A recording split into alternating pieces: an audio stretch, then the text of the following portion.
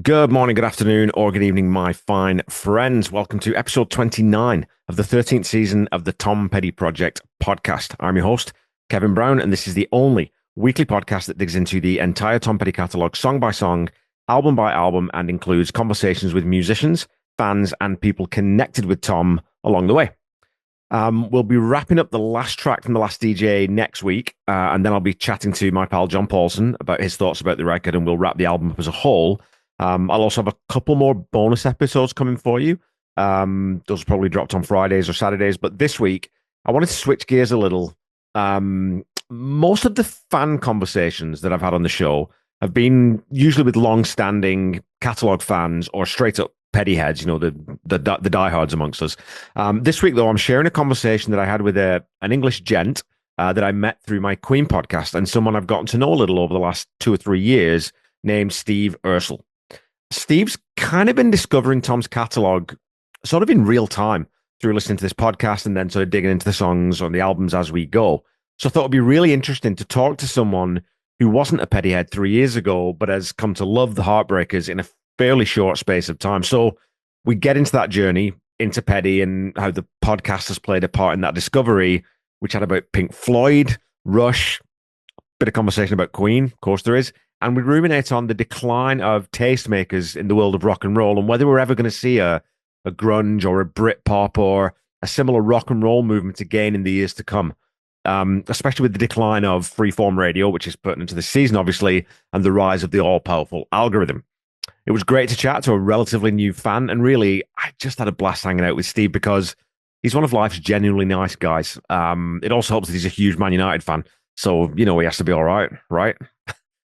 So anyway, look, sit back, relax, and enjoy my conversation with the completely wonderful Steve Ursell. Tom Petty. Tom Petty Project. Tom Petty. Hey, Tom Petty Project. So we're chit-chatting about Tom Petty, but we met through a different band, really, right? Or met, I should say. So why don't you tell people how we know each other? We'll start there, maybe. Yeah, fundamentally through I am a avid listener, I think it's fair to say, of your Queen podcast, Seaside Pod Review that you do with Randy. And yeah, our interactions, I suppose, our social media came through your kind of, social work on that, and, just started to chat about the band and the social group that's kind of grown around that, it's a brilliant, social group. And, I'm kind of part of that as well. So, over time we've got to sort of, to sort of chat and get to know each other through that. So it's a mutual love of Queen, I guess, is the simple answer. Yeah, and we found quite early on, didn't we, too, though, that we both follow the same soccer team, same football team. So that was kind of a nice. And I think I was back in the days of Twitter when we were still both on Twitter. Yeah. And I think are you still? I'm not on Twitter anymore. I kind of ditched that place, but I'm not too sure anyone else is. But yeah, so what's your background with music then? Like you said, Queen. Let's start with Queen then, maybe, because I don't know if I know your backstory with Queen. When did you start listening to Queen? When did you get into those guys? So. They're one of the early bands for me in terms of like greatest hits. I don't have a musical background in terms of playing instruments in my family. Everyone listened to music, and was interested in music, but no, not kind of musicians. And it's only the last literally 2 years ago or so I actually started playing an instrument for the first time and decided to learn to play guitar. So I certainly that's progressing okay. I'm happy enough with it, but I'm a long way short of being comfortable calling myself a musician. So when I was a kid, it was like listening to music, the family did. And I think fundamentally with Queen, as far as my kind of memories go, it was listening to Greatest Hits, which, as people may know, is like the biggest selling album of all time in the UK. Yeah. So, pretty much everybody has that. And car journeys specifically, when on kind of, longer car journeys, I do remember listening to, Greatest Hits and just kind of getting to know that. other early memories, sort of gets a time period around it, because obviously greatest this. So I was born in 1978. So this would have been, kind of late 80s that I'm talking about, where I'm really Yeah. starting to get kind of interested in hearing things. Other albums I was thinking about it. I remember listening to Slippery When Wet, Bon Jovi, which would have Yeah. been much more within the time period. I think that was my slightly older brother's like influence on that as well. And yeah, there were certain like cassettes, as it would have been, that would have played in the car at that time, and Queen Greatest Hits, later Greatest Hits 2, and then I would say I was probably really getting into my teenage, maybe mid to late teenage years, where I had a friend who also liked Queen, and I can't remember exactly how it happened, but basically he managed to sort of get hold of like some copied albums, as people did. They copied albums, so it wasn't, I didn't really buy music. I did buy some music, but not a lot of the time, Right. mainly because it cost a lot of money to do. It was a big investment, and I certainly wasn't going to go down as sort of like, well, I'm buying all of the the albums for a particular Yeah. band. So yeah, I started to just listen to Queen on this like copied tapes, and it would be A Day at the Races, A Night at the Opera, The Works, remember The Game as well. So not quite like plowing through all of them, but enough where I'm starting to get into the Queen deep cuts. And really, they were definitely the first band. I've always very much enjoyed music, but Queen were the first band, and actually for a long time, where I really got to know their catalogue and the stuff that's outside of the kind Yeah. of popular knowledge. And basically, they have always been, and I would, who knows, but I'd say it's very unlikely they will not always be, the band for me that's kind Yeah. of close to my heart. Well, and we're in the same boat then. You said something that I found interesting too, that you said that you started playing guitar and you're not comfortable yet calling yourself a musician. And the more and more that I talk to musicians, especially through this podcast, I think playing an instrument, this is going to sound stupid, I think playing an instrument is only part of being a musician, and it's sort of it's the necessary part. It's the part that it's the way that the music comes out. I think a musician is someone who has music in there and needs to get it out. And so some people don't ever find the instrument for them or whatever it is. But I think that you are a musician. Like if you've picked up a guitar and you know that you want that music to come out, that's what a musician is, dude. You're a musician.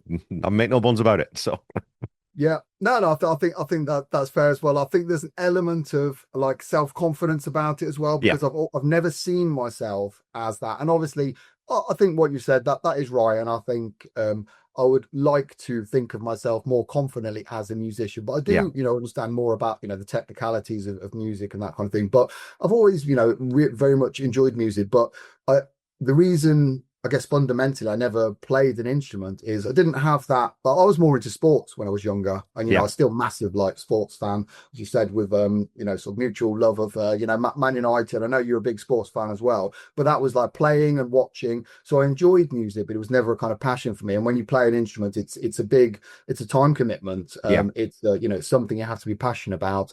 And I think maybe like lots of people, I started playing like the recorder or whatever when I was a kid, and yeah, I didn't really take to it. It was hard. Playing an instrument is hard to do, and then it was just, oh, that's not me, I can't do that. That was kind of how it was. So it took me quite a long time, where I wasn't really bothered about it. It wasn't like I was desperate to do it, but as I've got even more into music, probably in the last 5-10 years or so, I've got more heavily into music and more interested in it. It seemed like a natural progression to start dabbling in playing as well. So yeah, I can yeah, play okay. I'm a long way from being someone that would be like a public performer or something like that, and that's not what I'm aiming for as such. yeah. But yeah, I can play well enough. So yes, thank you. I will take that, and I'll call myself softly a musician.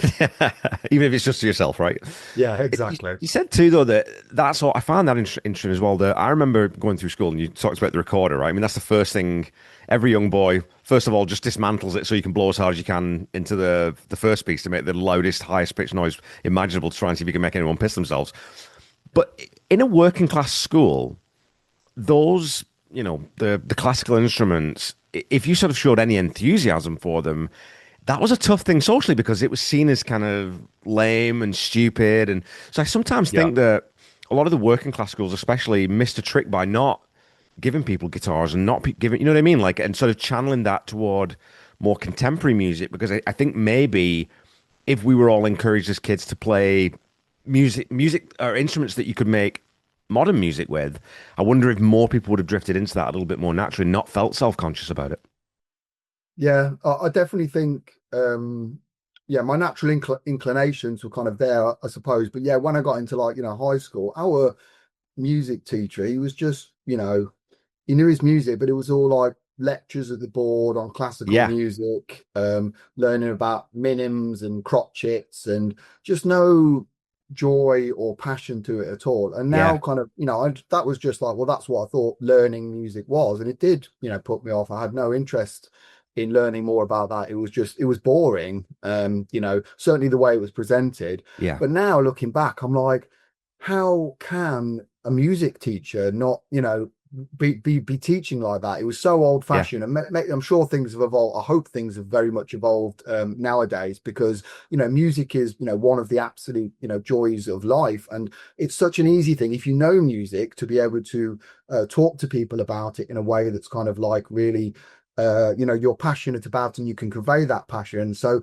yeah, I think the way that I was taught, and my peers were taught, definitely didn't help around that. But yeah, it is what it is. That's fine. I've taken the path that I've taken, and yeah, I'll keep chipping away on my guitar and get slowly better to the point where I can just be feel well. I mean, I think there isn't really a point that I want to get to particularly. I suppose I'd like to feel competent, and that's the kind of like yeah, a self that I determine that for myself. yeah, And I think at the moment I'd say I'm okay. I'm reasonably happy with my progress. I don't think I'm somebody who naturally takes to it quickly. It's probably harder to learn when you're in your 40s yeah, than when you're a kid as well. But I do understand that for everybody, no, even the great people who are, who are incredible at playing an instrument, they have grinded away. I understand that, they have put in the hours of practice. It's yeah. the same for any elite level skill. So yeah, no, the experience of learning guitar adds to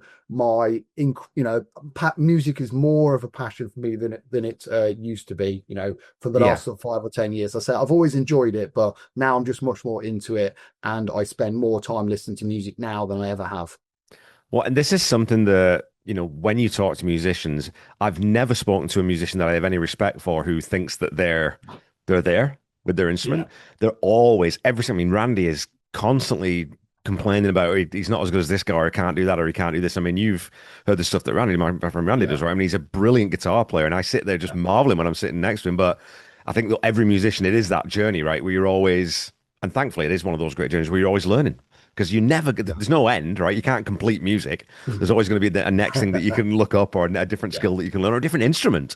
I've got a harmonica sitting right in front of my eye line, and I still haven't sat down and given enough time to trying to learn it. Difficult instrument to learn in a house with other people, though, because it's like the violin, right? It's not a good sound when you can't play it well. Yes. Yeah, no, absolutely. So, yeah, I say I am enjoying learning, and Yeah. yeah, I think you're right. You never get to where you want to. I suppose that drive is the same thing as like, well, in some ways, being unsatisfied with where you are. That's also the thing that kind of drives you on. Because if you Yeah. do think, oh, I made it, I'm fine now, then you'll stop having that drive that's kind of got you to where you are already. So Yeah. yeah, I'm sure there is I'm sure I accept what you say about Randy, but there must be a level in which he knows he's a pretty shit hot guitarist. I honestly don't know with him though. That's the thing, right? That's the funny thing Yeah, because I mean, I've seen him play like, geez, a couple dozen times probably at least, and he really is like, and when he's up on stage, yeah, you must have, I don't know if you have friends who play in bands, but yeah, when your friend gets up on stage and they sort of turn into a rock star, it's weird. The first couple of yeah. times you're like, well, hang on a minute, I was just sitting bullshitting with him, and now he's got this room in the palm of his hand and he's shredding like a maniac, and it's super cool, but really weird the first time that happens, or I found it weird. Yeah, no, I've had similar experience with friends as well, and yeah, and it's that thing between, okay, being able to play an instrument is one thing, but then it's performance, isn't it? And Yeah. kind of being in front of people and having everybody looking at you, kind of thing. So yeah, no, great thing to do if Yeah. that's your thing. And yeah, yeah, I can say definitely I've not seen Randy play live, but I've heard enough of his stuff that yeah, Yeah. I know how good he is at least. Yeah, Okay, well, you said that you have an older brother, at least one older. What was family? What was music like as you were growing up? Like, what was your parents listening to? You said everyone listens to music. What was kind of the bedrock for your musical DNA? Yeah, so yeah, I've got an older brother who's 2 years older. I've got a younger brother who's 4 years younger than me. Yeah, my mum and dad always into music. I think my dad more so than my mum. Mum very much so. They were both born in 1950 actually. So that sort of puts in era. So um the my mum kind of very much more kind of poppy mainstream kind of thing. Yeah, Something with just an obvious hook and a melody and things like as I've got older she were like musicals and things like that, so that's more a kind of taste in kind of pop music. My dad's more has always been into more kind of like rock, and yeah, he'd a bit like a teenager in the 60s, so he did see a lot of those bands, yeah, like the Who, the Stones, and there'd have been kind of like the Kinks, sort of routine yeah, for him. So he's always liked those bands. He's more, my dad is more, always more Stones than Beatles. The Sergeant Pepper coming out for him was the thing that was like, oh, actually, before that, I think probably you can imagine it as a teenager as well. Yeah, great songs, but it's all a bit, poppy, and yeah. maybe all the girls like them and all that kind of thing.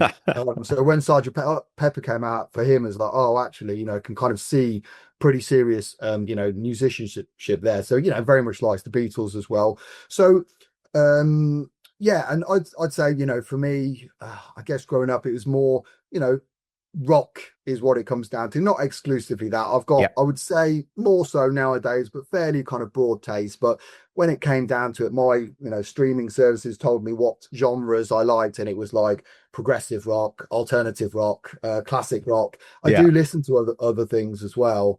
But yeah, that influence is there. So always it was there in the family. We always, talk about music, we enjoy bands. I'd say quite mainstream, but not, my dad was not like a collector of Right. records. They did have records, but wouldn't have like, he'd like the Kinks, but he might have a couple of Kinks albums rather than, he's got like, there's still 6 or 7. So getting into those kind of deep cuts, Yeah.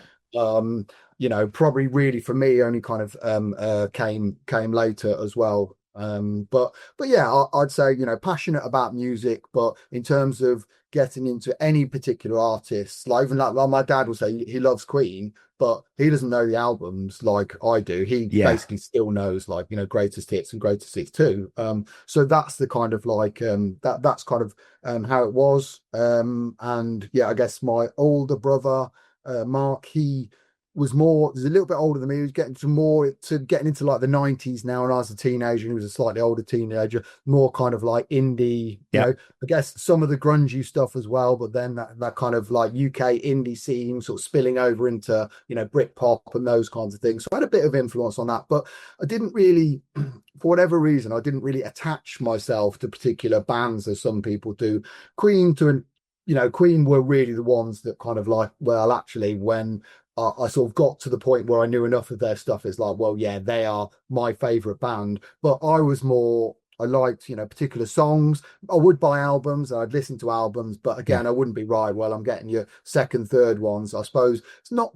I listen to the radio a lot and record things off the radio and things like that. So I think more mainstream, and it's only, as I say, in the last probably 5 years, maybe a little bit longer, where it's really the advent of streaming. Yeah. And I know you're a big like physical media proponent of that, which Yeah. I absolutely agree with that. And I'm not here to sort of like say, well, that's in any way incorrect, because it isn't. I understand that streaming is not brilliant for the artists, and having the artists is the most important thing in the music industry. So I do kind of get all of that. But at the same time, for me, basically having access to all of the music Yeah. completely and fundamentally kind of changed the way that I was able to interact with music. And also the fact that you can get it all just on this little pocket device, Yeah. this phone in your pocket, literally. It was a game changer for me, because Yeah. I listen to nearly all of my music outside of the house. It's when I'm walking to the train station to get the train to work, when I'm Yeah. on the train, when I'm then walking to the office, when I'm out walking, out running, nearly all of the time, nearly all of the music that I consume is when I'm out of the house, and I don't. Well, I suppose anything is what you the time that you carve out, but I don't generally have that much time. Maybe if I'm cooking at home or Yeah. something like that, I'll put some music on in the background. But for me, that portability and the access to all of the music kind of fundamentally changed. And that's, I think now it's like, oh, there's so much that I don't know, so many bands Yeah. I don't know, and there's so much incredible music that I've learnt about that I had no idea existed Yeah. previously. So that's a little bit mind blowing for me. So that's kind of why, I am like much more passionate about music now, because I have a better understanding, because I've got that access to it. Yeah. When this, it's that thing. I mean, you're right. I mean, I do listen to, I listen to my vinyl all the time and whatnot, but of course, everyone's streaming. I mean, that's just the reality of the world, right? And if you push back against it, you're pushing back against the ocean. There's no point. Like, that's the cat's out of the bag. That's how we consume music now. And it is interesting in that way, because it's the same for everyone, right? I mean, would I discover Tom Petty in the same way? Probably not. Like, I don't think I would have just gone and sight unseen bought all 16 albums. I probably would have picked and chosen or listened to radio, whatever it might be. But when you get that access to the internet and you can find these albums, it allows you to fall in love with the whole thing, right? And I think that's the positive side of it. There is the negative side of it, but that is definitely a positive. And it's also allowed independent artists to get their music out into the world more easily. And again, Yeah. with some downsides with that, but it has changed the game. So I mean, I think on a whole, if we're just talking about the access to music and the sort of the spur that gives you to dive into it, then I think it's probably a good thing. But you mentioned too, though, your dad going to, all these going to gigs and things, and you think about back then, right? Because you reeled off some of those names, the Kinks, the Who, those types of bands. Where when you talk to your parents, you say, "Oh yeah, we saw the Kinks I think it was down in the cinema," and like, "Are you kidding me?" It's just like gutting, right? I mean, I know that the 50 years from now, the band that'll be this generation's Kinks, we could go probably see them. But it's just not the same, right? I mean, those bands, those formative rock and roll bands, you think, my God, I would love to have seen them in those small rooms, Yeah, no, absolutely, genuinely like incredible to think about. It was so accessible. Yeah, my Yeah. dad lived in London, so very easy. So many great bands, and these are bands that were playing, arguably at their peak. Yeah. As well in their prime. Yeah. And yeah, it's just amazing. And unfortunately, when I do think about it, most, I said about Queen. I didn't get into Queen really before. I knew Queen and I liked them, but it was really only after Freddie had gone that I really started getting into Queen. And I've seen Queen with Adam Lambert, and I loved it. Absolutely amazing, incredible experience. And Adam Lambert's great, but it's not the same. It's not Freddie. It's not the same. It's not Freddie. So that's there. And yeah, unfortunately, most of the bands that I have, really kind of got into, probably through discovering their deeper catalogues, they're just old bands, and they either don't tour anymore, or one or more members is dead, unfortunately.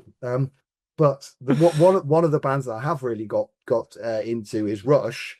And I didn't really know Rush in the last few years, and again, obviously, unfortunately, sadly, one of the band members is dead, and it's they've long since, 10 years ago, whatever it was, they've stopped touring, but incredibly have recently announced that they're going back on tour with a new drummer. No UK tour dates announced yet, but if that does happen, I'm definitely going to I'm prepared to spend a fairly significant amount of money, which it inevitably will take in order to do that. But yeah, unfortunately, the bands that I've kind of really got into are, like Pink Floyd is another one as well. Of like we've got them, obviously, Tom Petty, and the Heartbreakers.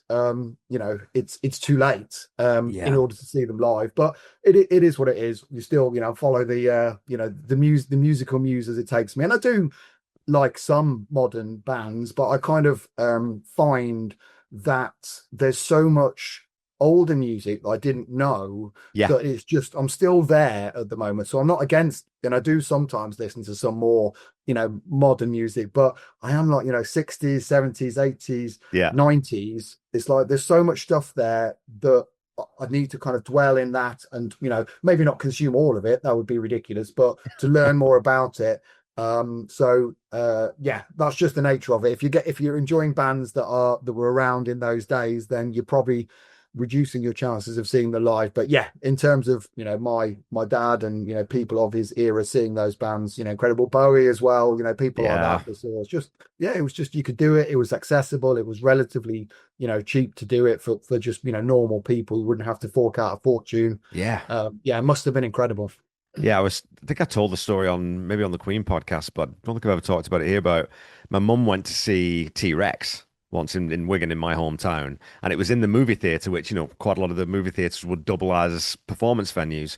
And she said T-Rex they were playing, and Mark Bolan's just this god of a man, and he's on stage, and they're quite loud, and the theatre manager comes out and he kind of stops the show and says, right, it's too loud. Like it's 10 o'clock at night now. It's too loud. You're going to upset people, blah, blah, blah. This is the middle of Wigan. There's no residential. Anyway, so he said, Mark Bolan sits on the edge of the stage and says, hey, come here, just come here. Let's have a quick chat. And he gets him on the stage and he's kind of just soft sort of soaping him and said, look, how about, there's all these people here. Everyone's being cool. There's no trouble here. We're just having a good time. How about if we just turn down just a little bit and we'll play for about a half hour, 45 minutes. So that, we can do that. And we'll, make sure everyone will buy some more popcorn and it'll be a good night. They said, just laying on the charm. And Mum said, and the manager's like, well, okay, I guess if you turn it down just a little bit. And of course, they turned down for the next song, then turned it back up again, but played out their set, right? And that magnetism and that character that some of those old performers had. I mean, there's another band that I was obsessed with when I was young, T-Rex. Again, I don't think that specific experience, I don't think you see that very often these days because that barrier between the artist and the fans, it's not just physical, it's kind of, you know what I mean? Like, I think that's different a little bit now. Yeah, I don't know why. no, I agree. Yeah, going to, I guess it depends who the artist is, Yeah. but going to see any kind of big musician, it's an event. And I'm not saying Yeah. it would have been back in the day as well, but it was more normalized, and now it's like it's going to cost you a hell of a lot of money Yeah. to do it, and it's something that you will hopefully treasure. But yeah, I agree. I think in a good way, that normality of it that you're kind of describing there, it's a brilliant story to be Yeah. able to tell as well. Incredible. Yeah, it's funny because I was talking about this, I think to Randy. Just imagine seeing Freddie Mercury in a small room. Or maybe I was talking to Corey about it, but that's what I think. So when I think back sometimes, like obviously you've got Live Aid and it's one of the greatest, if not the greatest live performance of all time, and I'm sure that most of the Pettyheads would disagree with me on that. But if you take that voice, which is built for stadiums, and you put it in a pub or, those tiny little venues of 50, 60, 70, 100 people that they were playing at the start, imagine seeing that voice in a room that size. It would have been, it's no wonder they made it, right? Because you would walk in there, any person would go, who the hell is that guy? And never mind the band, who's that guy? Yeah, absolutely mesmerizing. Yeah, no, so many things I love about Queen, but yeah, Freddie and particularly Freddie's voice. I mean, putting aside the songwriting of all the band Yeah. members, maybe particularly Freddie. I'd put Brian pretty close to Freddie in terms of the songwriting ability overall. But yeah, so many great things about the band, but Yeah. ultimately Freddie's voice is the biggest thing. Is literally the Yeah. biggest thing. So, yeah, it would have been incredible. We've got a few, we've got, I think Al Doodney's one who said they've seen Queen back in the day as well, and it's like, well, yeah, I do feel quite jealous around that. People who are at the Magic Tour, going to Wembley and things like that, but it is what it is. I should have got my shit together earlier, and I was only about 8 then, to be fair. Yeah. So Someone else has to get his shit together when you're 8, right? So, yeah. but you talked about Rush, though. I mean, my sense is, and I've got my friend Charles, who does Rush Rash, the podcast, as part of the Bolton's podcasting network. He thinks that if this first leg goes well, and it sounds like those tickets are selling out like hotcakes, he thinks they probably will add a second leg. So, I mean, man, that would be, I can't afford to go because it's in Toronto or it's in Vancouver. They're not coming to Saskatchewan, Alberta. So with the travel and all that kind of stuff, it just makes it too expensive. But that new drummer they brought in, man, she's good. She's really good, and I think those shows are going to be amazing. Yeah, I'm sure they will, and I've kind of assumed the same as well. And it sounds like Chaz will be more in know about that as well, in terms of, well, if it goes well, they've put the figures out, and there's such a but there's such a pop. There's still a bit of you know, cult band really in a sense, certainly over here. And like, there's a lot of people who don't know who Rush are, but the people who do, and there's a lot of them as well, they love Rush, you know, Yeah, over here. Same obviously in North America as well. So yeah, if it goes well, if the money's there and you know they're enjoying it, and I think there is definitely an element where for you know Alex and Geddy it's around they need to enjoy it, which I feel like they will because they'll get the reactions and I'm yeah, sure they've still got it like musically, otherwise they wouldn't be doing it. Then yeah, I'm really hoping for that. And yeah, I say, you know, we'll say within reason, but I think almost because of the fact that yeah there's all these you know bands that you know, Tom Petty and the Heartbreakers being one of them as well, that I kind of like, well, okay, it's way too late, so it's just how it is. But I yeah, wish that I'd been able to see them live. I do feel that if that opportunity for Rush comes along, because my love of Rush has only really materialized in the last probably 3 or 4 years, another band that I've just got super into, having not really known that much about them, I'll definitely you know, I'm gonna be making a big effort. I've got a, you know, a small like a few of my friends as well, the small group of us who are kind of into Rush, so I feel like we could make a bit of a you know party of it as well, yeah. hopefully, depending on where the gig would be. But yeah, I don't know much about the new drummer, but I'm sure she must be, you know, they're not picking her at random, you know, Exactly. she must be an incredible drummer. And you know, I think there's all that, oh, is she going to be able to fill Neil's shoes and all this kind of thing? But I'm sure she could, you know, she must be good enough to, or she could just, you know, play all of the stuff and learn it. But I'm quite confident she's got enough of her own character that she'll be able to do that. And as long as people, you know, you get people getting silly about all these things, you know, and I'm sure there'll be plenty of judgments around it. Of But course. yeah, she, you know, I've no doubt whatsoever that that woman will be able to seriously play. Well, it's the same thing that when Queen bring Adam Lambert in, right? Where he's not Yeah, coming in, he's not trying to, like I said, you saw him live, I've seen him live. He's not trying to be Freddie. And that's really important, right? If someone came out and they did the, you know, in excess brought that singer in who they did through a reality show, or Journey kind of brought someone in who sounded almost identical to their, you know, to the previous to Steve Perry. I think Queen doing it that way with Adam Lambert and Rush doing it this way with, I can't think of her name. They're not trying to replace Neil Peart. They're not trying to replace Freddie. They're bringing someone in who will take those songs and present them, deliver them in a way that's interesting and proficient and unique, and will give you a show with a character all its own. Right? And I think that is the way to do it. yeah. Yeah, that's exactly it. I think it's a good comparison as well. And I think that's an incredibly difficult job for Adam Lambert to go in and just strike Yeah, that balance. But he does it, you know, I think pretty much perfectly as well as it can be done. I know there's a whole range of views on that, and there's lots of views on, you know, Queen touring and milking the money and all those kind of things. But for me, it's like, you know, have when there was that when I was got into Queen, I went to see Brian. This was, you know, before they started playing with Paul Rodgers and Adam yep, Lambert. Went to see Brian May. That was great as well, but that's not quite the same. And he did play some Queen songs, but yeah, then going to, you know, Paul, I must have seen with Paul Rodgers either once or twice, and with Adam Lambert, it's around 5 times altogether now. And yeah, I'll go back, and if they're going on tour, it might be, if they go back out, it might be the last one. You know, Brian and Roger are, you know, aging clearly and have got health yep, issues. So it might be the last one. So I'll definitely try and get tickets for that one as well. But Adam, yeah, he does it perfectly because exactly as you say, he doesn't try to be Freddie, but also crucially, he is incredibly talented in his yeah, own right. yeah, You know, I certainly wouldn't go within a million miles of saying I prefer his voice to Freddie's, but you could argue that he is as good, if not a better technical singer, because he can do like anything yeah, with his voice. And you hear like Brian and Roger talking about that as well. And there's probably lots of people who say that's what I've just said is sacrilege. So, yep, you know, but I'm talking about in terms of your vocal range and everything like that. He can do everything, and he makes it look effortlessly. He yeah, makes it look effortless. He doesn't have Freddie's quality. It's Freddie's his passion. You know, not to knock Adam at all, but yeah, Freddie's just got something. He's Freddie basically. I can't describe it any more than that. And yeah. obviously the vocal ability, but it's his ability to convey emotion. So yeah, I think it's a good comparison. And I'll definitely be, yeah, like I say, I'll be trying to get those Rush tickets if that materializes into, you know, I'm not going to be going across the Atlantic for it, but Yeah. if they're playing in the UK even a few days, I'll be trying hard to get tickets to that.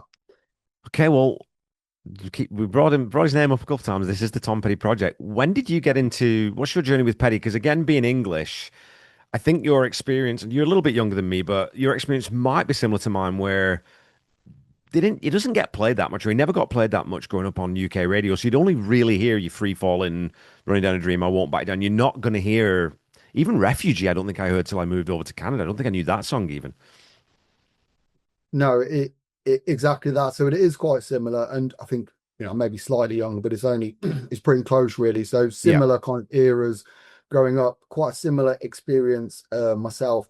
Trying to in preparation for the podcast, trying to think about how I kind of really got what that first thing was, and I think it was so. What happened? I think for me with Tom, I didn't know his music. I didn't know I knew the name. Yeah. Free Falling it's an absolute staple on the radio, so I'm familiar with that, but I didn't really know anything more than that. Beyond that, even Running Down a Dream, I can't honestly say that I knew that song. Yeah. The only other Tom Petty song that I knew, I'm talking about going, let's say 5 years or so ago now, as recent as that, would have been I Won't Back Down. But I don't recall hearing that on the radio. There's a very niche reason why I know that song, and it's because it was the walk-in music for Enzo Macronelli, who was a former cruiserweight Welsh cruiserweight boxer, and I used to be follow boxing quite closely, and he had that music, and I did hear that, and I was like, oh yeah, that's a pretty cool song. Great walking music for a boxer as well. Yeah. So I knew it from that, but I didn't particularly know that was Tom Petty. I started to become interested in him, I think, a little bit before I started kind of delving into the catalogue, and I think probably before I basically got pointed in the direction of your podcast from the Queen one. Right. And I started listening to your podcast then. But before that, I'd started to become a little bit more interested because I think it was my cousin had mentioned to me, oh, do you know the Traveling Wilburys? I was like, no. I mean, it's embarrassing now, I feel like, to admit it. I don't really know who the Traveling Wilburys were. They weren't that big in the UK. And I'm not, like I've said, I always liked music. I've listened to music. But and obviously there will be plenty of people over here who know them, but they weren't that big in the UK at the time. I've looked, retrospectively for Tom and the Traveling Wilburys and things like that. They didn't really have hits as such, so they were there. So anyway, it was like, these are the do you know about the Traveling Wilburys? I was like, well, no, not really. He said, listen to them. So I did. These are pretty good band. What's going on here? There are all these people in this band. How did this happen? How did I not know about this? So then, I listened to Traveling Wilburys, and around that time, maybe slightly after, I can't remember the precise time I was, but basically, I think I would have got the nod from yourself, having mentioned it on your Queen podcast, which I'd started to listen to a few kind of Queen podcasts around there. Okay, Tom Petty, and essentially, it was really kind of, I started on your podcast listening to that without knowing almost anything about him. American Girl, I suppose, I feel like I've heard that even, but that wasn't one I was like, oh yeah, that's a classic Tom Petty song or anything like that. So as I say, it's slightly embarrassing to admit it now, but that is the truth. I genuinely didn't know his catalogue. I only knew probably even less than a handful of songs around it, and so then I literally listened to your podcast.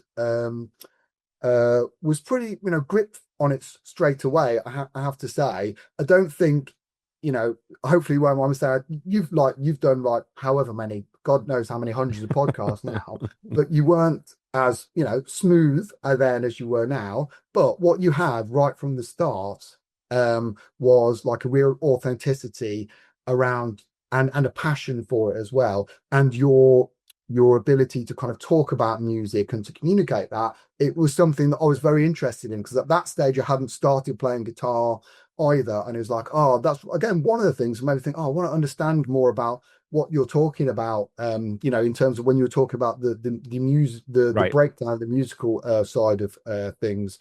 And you told, a brilliant story. I think it was on your first episode about what made you want to create the podcast around, when you're hearing about, Tom passing away and thinking, right, I need to do something more now. And it kind of hit you quite hard. And for me, that kind of definitely, really kind of struck a chord with me. So although I didn't know Tom, and obviously I didn't have I didn't know his music. I mean, and I didn't have that same kind of emotional, connection to it. I was like, well, if this is a guy that can kind of inspire this level of, passion around it, and I've already got, well, he's in the Traveling Wilburys, he must have Yeah. something good about him as well.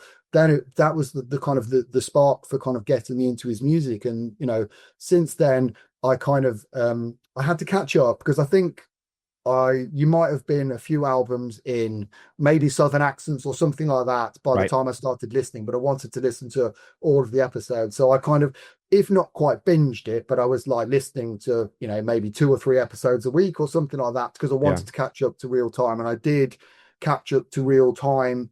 I can't remember exactly when, but it was certainly, maybe an hour before Full Moon Fever anyway. And yeah, since then I kind of like I've literally kind of been listening to the albums as you've covered them, and sometimes even like the songs specifically as you've covered them on the podcast. And I've just found, and it's odd because I've never learned about a band or got into a band in that way, because obviously it's just how circumstances have gone through it. But Yeah. I've kind of stuck with doing it in that way rather than kind of leaping ahead, because I found that it gives me the ability to just kind of percolate the information, to kind of absorb it. When you're doing like one song a week, it's not like, well, the only thing I'm listening to is Tom Petty, or the only thing I'm doing. So Yeah. I've got time to do things, and it just makes it easier. And I don't know how a lot of people seem to make up their minds really quickly about artists and songs and things like that. And I obviously have an initial judgment, but I have found through experience that my opinion of a song changes fairly considerably over time, or it can do anyway. So sometimes it's like, well, I could listen to all of Tom's catalogue and not really listen to it. Yeah. So I find it's just the way that I've kind of fell into a groove where listening to the podcast, as you covered each album, has kind of just really kind of got me into music. And obviously, I love the way that you talk about Tom, but it's clearly his music is the thing. I've really enjoyed it, and more than enjoyed it, I'd say there's a handful of bands who I've got to know and love in the last few years that I didn't know before that. Yeah. Rush being one of them, which I've mentioned, Pink Floyd being another big one for me as well. And then it's Tom Petty and the Heartbreakers, not necessarily in that order either, but they're probably the three artists where I've just basically, really fallen for, I've learned the depth of the catalogue, wildly diverse artists as well, which is now I kind of think about it. Fantastic. But, yeah, I really, really, love Tom's music. I enjoy, learning about the band. I recently read, I'm sure we'll talk about that a bit as well. I listen to audiobook again because I'm out of the house. It suits me to listen to audiobooks sometimes. Yeah. So I listened to Mike Campbell's autobiography, and that was I find that really useful as well. That's probably only the last kind of few months or so I've done that. Just you get to know the personalities a bit more as well. So that's kind of like steeped on another layer to it for me. So, but yeah, that's it. Essentially, when it comes down to it, I do predominantly have your podcast to thank for helping me and very much kind of spurring me on in my journey towards kind of learning about Tom's music. That's super cool, man. Because again, I mean, you've heard me talk about this before. I mean, I did the podcast principally for myself because I wanted to the exercises and sort of the discipline of going through. That was the fundamental reason. And then you sort of think, well, some fans might enjoy it. I don't know, but for someone to have sort of found Tom's music or be exposed to more of it, that's just an absolute thrill. You said that, if you think, I wanted to ask you this. So you talk about Rush, Pink Floyd, and Petty and the Heartbreakers being three bands that you sort of come to fairly recently and really dived into. Pink Floyd's a very British band, right? A really, really British, like not just because they're from Britain, but just everything about them is very British. And I would kind of say Rush has an element of that because they're very proggy, and that proggy thing is quite British. You think about Genesis and Yes and all those bands. So I wanted to ask you about when you started listening to Petty, did that sort of that Americanness, did that really come across to you? Because that's something that struck me quite early on, is this is an American band, and that's a fundamental part of their DNA. And there's something about an American rock and roll band that is slightly different to a British rock and roll band. And I don't know always exactly what it is, but it is there. Yeah, no, I entirely agree. I think clearly that is the case for, Tom the Heartbreakers as well. Very American, and you're right about Pink Floyd. Um, Certainly very British band as well, and wildly different as well. Pink Floyd um were the artists that kind of maybe not helped me to listen to music in a much more open-minded way and just kind of helped me to be Right. patient around things. And that was kind of almost a gateway into Rush. Tom and the Heartbreakers are a kind of different kettle of fish as well, because it's much more conventional music certainly than those Yeah. two bands. Anyway, yeah, I don't know is probably Yeah. the answer. It's definitely an aspect that it's not an aspect I struggled with, put it that way. Right. I guess there is an awareness around it. I mean, very literally on the first album, American Girl, it's Yeah. there's some kind of very literal references there, and yeah, the accents, the whole style, all those kinds of things. But yeah, I think I'm conscious of it, but it was never a barrier or Yeah. something I was like, well, I've got to overcome this. It's more, I think, great music from Britain, from the US, from Canada, wherever around the world. I think it might be that some people take to it more because of their, cultural awareness and the way they kind of think about Right. things. But I think for Tom, it's pretty universal. And yeah, he's not the band aren't as big in the UK. They're clearly huge. They're a huge band, and the fact that I was saying, well, I didn't know about them is primarily down to my ignorance. I know that, Right. but when I've looked at hits and stuff like that, even big albums, even Full Moon Fever wasn't like a massive smash hit album in the UK. And I looked at Free Falling. This is just my very basic research. Yeah. That got to 59 in the Yeah. charts in the UK, and I just can't understand how that happened.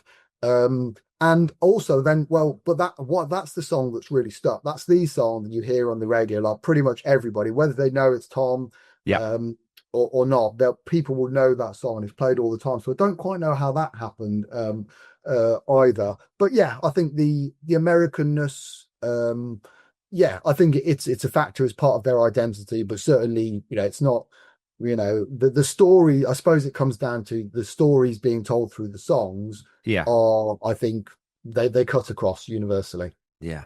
You said too, though, that, some people might not realize that Free Falling is Petty, or they might not associate it with his name directly. I know that was something my wife would say to me quite often as I was going through listening to Petty, and oh, that's Tom Petty. Like, Don't Come Around Here No More. Because that was a huge song in the 80s, and she knew that one really, really well, just didn't realize it was Petty. And I think that's another thing that crops up now and again. You go, oh, geez, yeah, I didn't realize he'd done that one. You know what I mean? Yeah, Because I think it's that thing of, because he's been around, or he was around for so long, and you take that for granted. It's the same with all of our favorite artists. You think about McCartney, or you think about the Stones, or you think about Queen, or all these bands. It's like, man, their catalog's so deep because they were just at it for so many years. And yeah. so going back, were there any songs where you thought, oh yeah, I think I have heard that one before? I just don't know if I realized that was Petty. I don't know. I'm throwing you a bunch of questions here that I didn't Yeah. give you in advance, but Yeah, no, that's fine. I think not many. I think I genuinely didn't yeah, know the songs. I think, like I said, Free Falling, yes, definitely. I won't back down. I knew, but through kind of different yeah, reasons. Running Down a Dream is one that I think, yeah, I wouldn't have been able to kind of, it, I wouldn't have been able to say, oh, that's a Tom Petty song if I'd been asked to list them. But yeah, I think there was a level of familiarity. I had heard that. It is kind of played. You do hear it. But beyond that, even now, to be honest, I'm quite, I don't listen to the radio like I used to. And yeah, radio isn't the all-powerful medium that it used to be. But, clearly sometimes I do. And I don't hear very many Tom Petty songs around still, even now, even though yeah. I know now if I hear one, I'll be like, oh, brilliant, let's listen to this. When it's out So in the wild, yeah, yeah, but yeah, and I just don't know why. And it's one of those things as well, when I was saying about appreciating artists' whole catalogue. Well, if a guy like Tom Petty if people don't know about him, even somebody like me who, okay, not a music connoisseur by any stretch, but has always been actively Yeah, interested in music, but don't really know about him. And most people I know don't know about him. And yet he's got this incredible catalogue yeah, packed full of, ridiculously good songs that I now love. How much else is there out there is kind of what, yeah, don't think I'm going to kind of stumble across another Tom Petty like every week. But the point is, it has really made me think about my level of, not in a bad way, but ignorance around, the music. And I only really knew about, the really big ones and the ones that became culturally, yeah. you could listen to them just through being out and about, and you'd hear them anyway. So yeah, that has led me to being, or tried to be anyway, more open-minded around trying different artists, and whatever my preconceptions are around them, actually, if they've done songs I haven't heard those songs, so I don't know anything about those songs, so I Yeah. will make a judgment or reserve judgment until I have heard those songs. So yeah, it's like I said, heard same with Rush as well. I just didn't know their stuff, and it's like they've done I don't know how many albums, Yeah. seen more albums, and it's like there's just so much great music out there. And yeah, I don't know why it is that our popular culture doesn't point us towards, I suppose, it's saturation and Yeah. whatever, like market forces are there and those kind of thing. But yeah, I've learned my lesson now anyway. But I always think that, I talk to other people who, and like I said, I came to Petty fairly late, right, in my life. It's not like I was listening to him for 50 years, like a lot of, the listeners do, were. But when you find an artist of that caliber and you get a Rush or a Pink Floyd or a Petty or whoever it is, and you get 16 albums to dive back into, as a music fan, it's the jackpot, right? That's the Yeah. motherlode. That's what you want. And I think that ignorance, and I suffer from exactly the same thing. It's fantastic. I love it. Like, make me ignorant because then I'm going to learn something. I'm going to find something new. And you said something too there that's apropos of this season of the podcast. Is you said radio isn't the all-powerful medium anymore, and it isn't anymore. Me and Randy were talking about this. That if you think about those tastemakers who sort of set the culture and say, right, this is what everyone's listening. You think about back in the '90s, Oasis and Blur, and that rivalry, and the whole Britpop movement. Part of that growth and that explosion of that was through FHM and GQ and all the lad magazines and thank F It's Friday, the TV show. So all those tastemakers were driving that movement toward a certain set of music. And I was saying, I don't think that really exists in the same way that it did. Now, you've got TikTok, and that sort of brings in different dance songs and that kind of stuff. But I don't think we have that cultural push to move towards a Nirvana or a Hendrix or a Van Halen or a Queen or a Petty. I don't know if we're ever going to see that. Not with rock and roll, certainly. So I find that interesting that, like you said, that radio isn't all powerful. And it's funny that really that was one of the central planks of the argument that Tom's making on this record is exactly that, right? Yeah, no, absolutely. I think, yeah, society has clearly changed, and it is more on that level, maybe on many levels, but it's more fragmented. There's just so much choice available, Yeah. which is, great in some ways as well. But it does mean that, fundamentally, I guess people were, informed in their choices by the radio because that was almost all they had. And Yeah. it's like, therefore, everybody listened to that, and Yeah. therefore it's got that power. But it's the same for, TV shows and to an extent films as well and things like that. Having cultural events, in many different aspects, and yeah, things that are, well, this is the thing that everybody's following at this moment in time. You still get some things that might knock on the door of that occasionally, but it just isn't the same. And I guess that's the flip side. I mean, whether that's a good thing or a bad thing or not, I don't know, but the flip side is you've got all that choice and you can delve into whatever you want to, but then yeah, everybody's listening, watching different things, and therefore that kind of cultural conversation doesn't happen, and almost it's hard to see that that's going to go anywhere other than increasing in that Yeah. direction, because that's just the direction of travel, individual choice around it. So yeah, I think you are likely write those big, cultural phenomenons, it might be that, there'll still be people making great music, obviously, but having those kind of icons, Yeah, I just don't think it will happen and hasn't been happening, probably for some time in the way that it used to. yeah, for sure. I mean, again, I'm 52 years old. I'm not going to say, oh, it's better in the old days, 'cause I don't believe that. I mean, I think that part of it is, the dreaded algorithm. We always use that word nowadays for which is shorthand for what we're talking about here. But you're sort of fed what to listen to next through your phone, or you're fed what to watch next through Netflix. You watch this, or you'll like this as well. And you sort of drift into that homogenous zone where you're never really being exposed to things outside that because, well, the algorithm's feeding you what you want.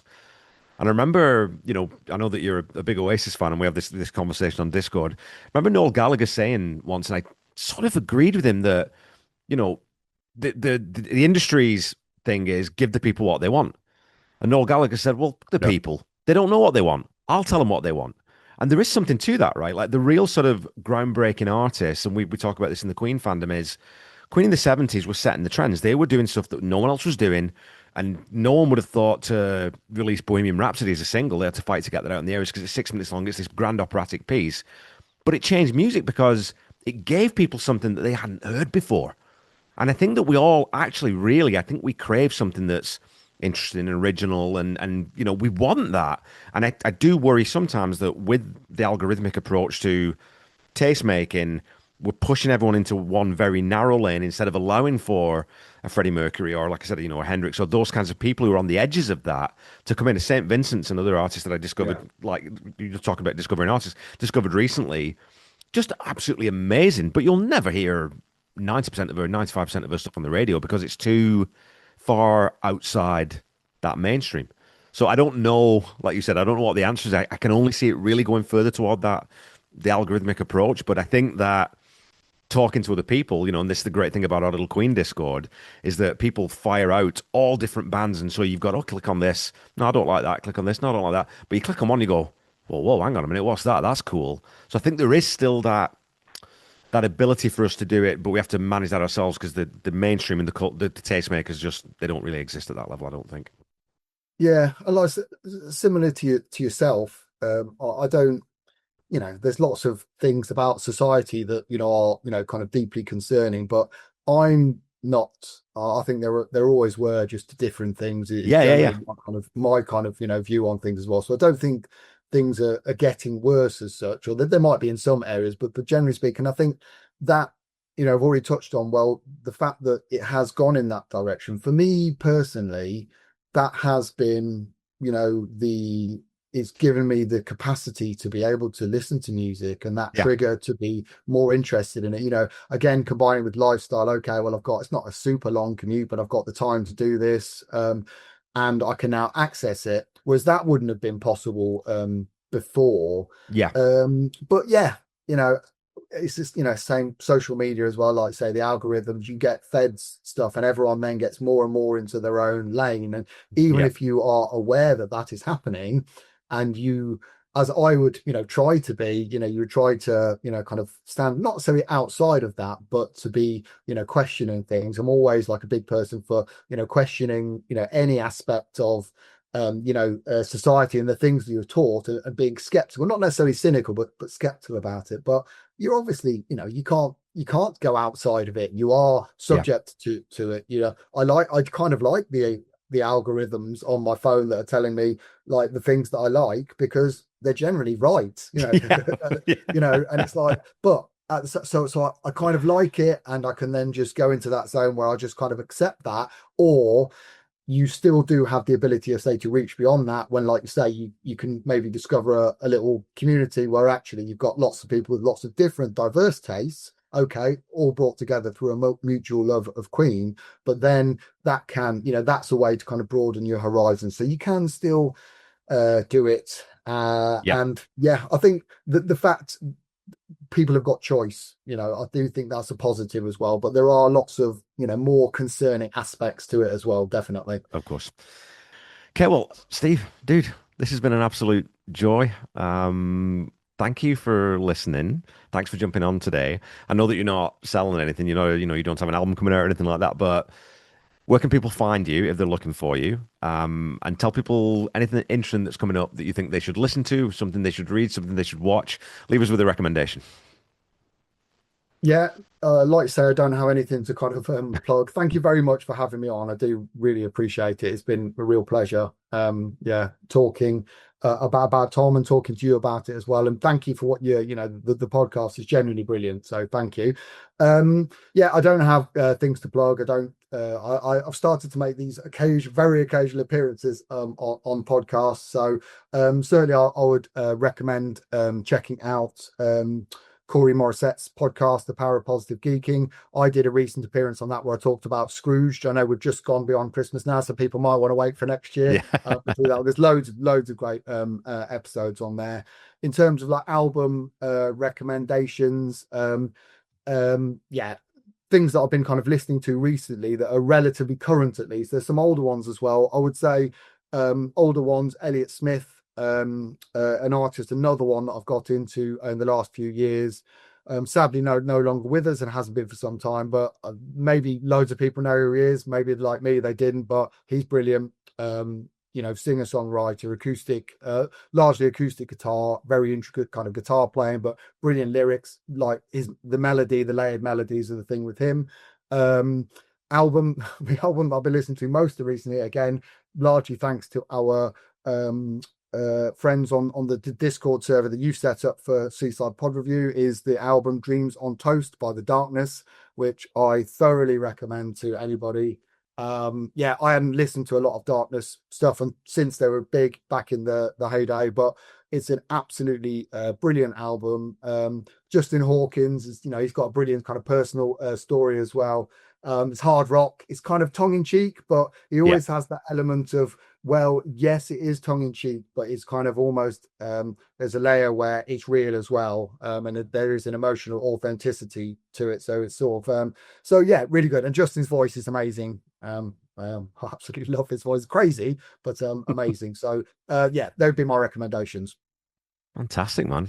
Okay, well, again, thanks for coming on. It's been a joy. We always love hanging out with people who love music. So yeah, I've got nothing else to say, I don't think. Yeah, It's a terrible ending. cheers, I'll leave. Kev. You should Appreciate end it. this because I've not ended this very well. I'll just can I ask you a question? Yeah, Can I ask you a absolutely. question? Yeah, I feel about time wise we're okay. I was gonna ask you about your episodes of the podcast where you kind of come up with something a bit special, and particularly Blue Sunday. I know we had a message exchange around it, but I'm genuinely kind of interested as to how that came about from your perspective and how that happened, because it was genuinely like I messaged you and Tom said that was phenomenal episode done, completely differently, completely caught me off guard, took me a while to work out what was going on. Genuinely loved it. I thought it was brilliant, very inventive. So I just wanted to take the opportunity to kind of ask you as to to elaborate a little bit on how that came about, because you do talk about it a bit, but you're very Yeah. self-facing about it. But it was brilliant. So talk to me about it. Well, thanks, man. Yeah, no, that was one of those things where sometimes you just have an idea and you think, yeah, I'll run with that. And it was because I was driving around, just running chores or whatever, and I had that song on repeat because I was prepping for writing the episode that night, and those images just started coming in, and it's like, okay, well, I've got to either put this into my voice notes or, I got to do something here because I think might be a thing. And then I got home and I thought, well, why don't I just do that as the episode then? Why don't I actually try and write out most of what was in my head, see how it goes, see if I can flesh it out a little bit and see what it sounds like. And I sort of wrote it all out, and then I thought, don't know. I don't know if this is gonna because people are tuning in for a specific thing. I don't know if this will land, but that's the beauty of being an indie, right? An indie podcast. I don't have a producer telling me you got to do this, you got to do that. So I thought, well, I'll put it out and see what people think. So I hope people enjoyed it, and I did get some nice feedback, and I very appreciated your comments. But it really was just that spur of the moment burst of creativity that you think, yeah, I'll try that. I'll see how it works. So Yeah, yeah. It was the main thing for me. It was a great idea, but it was really, really good writing. It was strong oh, writing as well. So yeah. Well, thanks, man. Appreciate it. I know it's not the kind of thing you're going to be showing it every week. You've got to do that when the moment takes you. But yeah, I'm definitely interested. I'd say, yeah, obviously, as you have done there, follow your instincts when you've got something a little bit different to do.